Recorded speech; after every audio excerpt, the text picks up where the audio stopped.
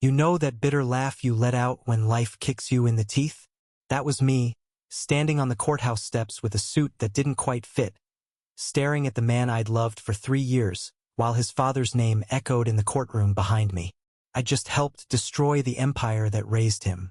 And now, Lucas looked at me like I was the one who'd pulled the trigger. Was any of it real, Ethan? His voice cracked, sharp enough to slice through the autumn chill. Any of it? My throat burned. I wanted to tell him yes. Hell, I wanted to fall to my knees, grab his hands, and swear that every kiss, every night we spent tangled in each other's arms was carved into my bones. But how do you explain loving someone while dismantling the very world they came from? I took a step forward. He took one back. The town square behind us was alive with normalcy coffee cups, laughter, the faint strum of a street musician. It was almost cruel how life kept moving while ours had detonated in a single verdict. His father, Richard Hale, was facing decades behind bars for fraud, embezzlement, the whole damn menu of white-collar sins. And me? I was the key witness. The night before the trial, Lucas had come to me, rain slicking his hair, tears in his eyes, begging, "Don't do this, Ethan. Whatever my father didn't destroy us too. But I'd already chosen. For justice. For truth. For the kid I used to beta one who watched his mother cry over bills while Hale Corporation crushed her business into dust. I told myself it wasn't revenge. It was righteousness. Yet standing here, looking into Lucas's shattered blue eyes, righteousness felt like a pathetic consolation prize. I didn't lie to you, I said finally, voice low. Not once. His laugh was hollow. You think that matters now? He shoved his hands into his jacket pockets, as if holding himself together. You burned down my family, Ethan. And you want me to believe you still love me? God. I hated the way his voice cracked on love. Because I did. I loved him so much it made my chest ache. But some truths are nuclear. You drop them, and there's no rebuilding what's left. I wanted to reach out, pull him against me, bury my face in his neck and breathe him in like I used to after midnight drives, when the world felt small and ours alone. Instead, I stood frozen, my fingers twitching like traitors. I did it for the right reasons, I said, hating how weak it sounded. Lucas's eyes snapped up to mine, blazing with betrayal. The right reasons for who? For your pride? For some noble crusade? Because it sure as hell wasn't for us. A beat of silence. The wind picked up, tossing red leaves between us like sparks from a dying fire, and then walked away, just like that. No goodbye, no promise of later. His figure blurred in the distance, swallowed by the crowd and the weight of everything unsaid. 3 weeks later, I was still haunting the same coffee shop every morning like a ghost chained to its regrets. Same corner table, same bitter espresso that tasted like punishment. Every time the door opened, my heart lunged like a fool hoping for a glimpse of blonde hair, leather jacket, eyes that once held me like I was enough. But Lucas didn't come. Instead, I found him everywhere, Elsie in the scent of his cologne clinging to my hoodie, in the way I couldn't sleep without picturing his hand curled against my chest. Love doesn't vanish just because you torch the bridge between you. If anything, it lingers like smoke, choking, suffocating, impossible to ignore. And then, on the 22nd morning, the door opened and there he was. He looked different. Not in the way people change over years, but in the way someone hardens overnight. The stubble on his jaw was darker, his shoulders set like armor. But his eyes, God, his eyes were still the same storm that could drown me. Lucas didn't order coffee, didn't even glance at the menu.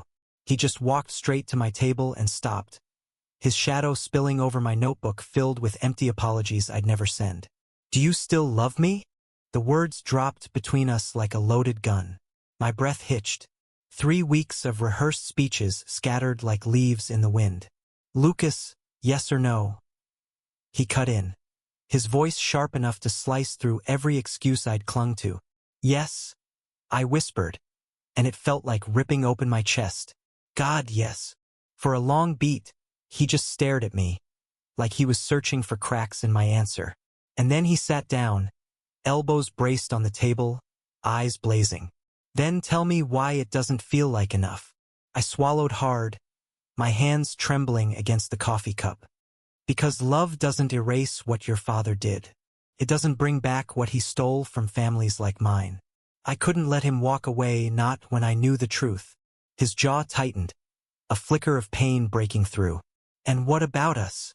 Were we collateral damage? Some acceptable sacrifice for your moral high ground? I wanted to deny it, to tell him I'd never seen him as a sacrifice. But wasn't that exactly what I'd done? I'd walked into that courtroom knowing it might burn everything between us. I thought, my voice cracked, I thought if I didn't do this, I'd lose myself. But Lucas, I never wanted to lose you. Silence stretched, taut and suffocating. And then he laughed, a bitter, broken sound. You know what's messed up? I believe you. I believe you love me, Ethan. And that's what makes this hell. His hands raked through his hair, and for a moment, he looked like the boy I fell in love with, the one who used to sneak me into his father's lake house, who kissed me under fireworks on the 4th of July. That boy was still there, buried under anger and grief. And maybe, just maybe, so was the us we used to be. I reached across the table, slow and careful, like approaching a wild animal.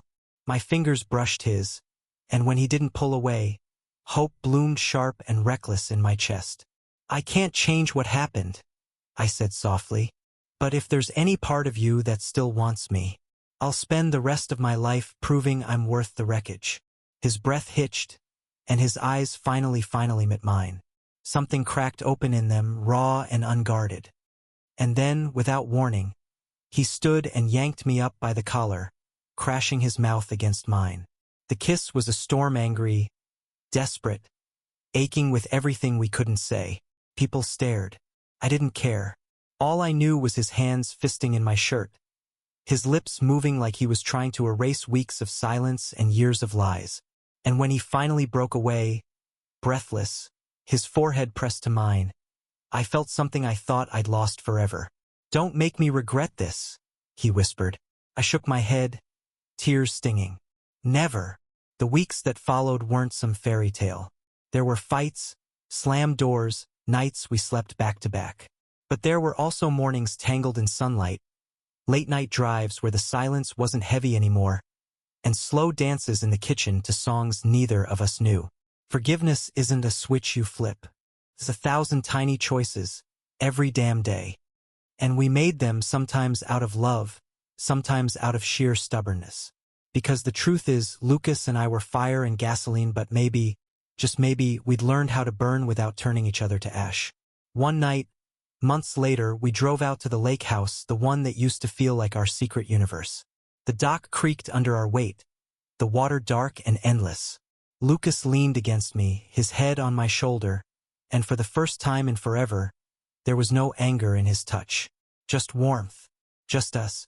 You ever think about how close we came to losing this? He murmured. Every day, I said honestly.